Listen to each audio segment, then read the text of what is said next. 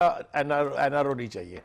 وہ جو بات ہو رہی تھی نا کہ شاید یہ لندن جو گئے تھے منانے کے لیے اور وہاں کوئی راستہ نکل آیا, چودھری نثار کی جو لائن ہے یا شہباز شریف کی جو لائن ہے, اور وہ تو آپ نے خیر انڈو کر دیا کہ کوئی راستہ نہیں نکلا, بات وہیں کی وہیں ہے. جو ہی وہ واپس آئے ہیں وہی زبان استعمال کر رہے ہیں, وہی لہجہ استعمال کر رہے ہیں, فرق نہیں ہے. اور دوسری بات وہ کہہ رہے ہیں جو سب سے بڑا فوکس ہے اس وقت مریم کی گفتگو کا, وہ دو ہیں.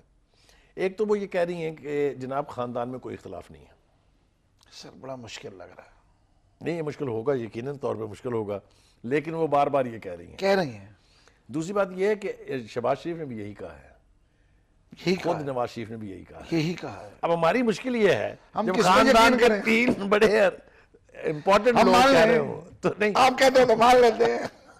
سر مسئلہ یہ مگر یہ میں مانتا ہوں کہ کچھ تو ہے جس کی پردہ داری ہے. سر لازمی طور پہ جب آپ بار بار ایک چیز کو ریپیٹ کرتے ہیں نا, اس کو سچ ثابت کرنے کی کوشش کرتے ہیں یا جھوٹ ثابت کرنے کی کوشش کرتے ہیں, اس کا مطلب ہے کوئی چیز خدا نہ خواستہ کہیں پہ گڑبڑ ہے. شہاب الدین ایک بات, یہ تو بالکل ٹھیک آپ نے کہا, ایک بات اور مجھے تھوڑی سی چبھ رہی ہے, وہ ہے خورشید شاہ اور پیپلز پارٹی کا رویہ. چاہے وہ شرجیل میمن ہیں, چاہے وہ خورشید شاہ ہیں, چاہے وہ آغا سراج درانی ہیں, ان سب کے بیانات میں نے دیکھے ہیں. ہم نہیں بچائیں گے نواز شریف کو. بھئی پہلی بات تو یہ ہے کہ کس نے پٹیشن داخل کی ہے کہ آپ ہمیں بچائیں. آج اس کا جواب اس نے ارشاد رفیق نے بھی دیا ہے. دیکھیں گزارش یہ ہے, جو انہوں نے ساتھ دیا تھا نا پارلیمنٹ کا شعب, اس وقت صرف نون سٹیک پر نہیں تھی, پورا سسٹم سٹیک پہ تھا. ساری پارٹیوں کو وہ چور کہہ رہے تھے باہر کھڑے ہو کے, صرف ایک کو نہیں کہہ رہے تھے. حالانکہ جھگڑا 4 سیٹوں کا تھا.